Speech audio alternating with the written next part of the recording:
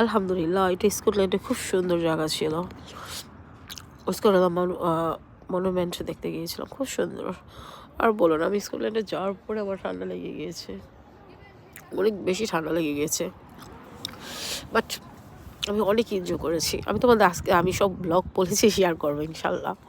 আমি একদিনে আমি ডে 4 আমি কী করেছি আমি প্রত্যেকটা তোমাদের দিয়ে দিবে, আমি তোমরা দেখতে পারবে।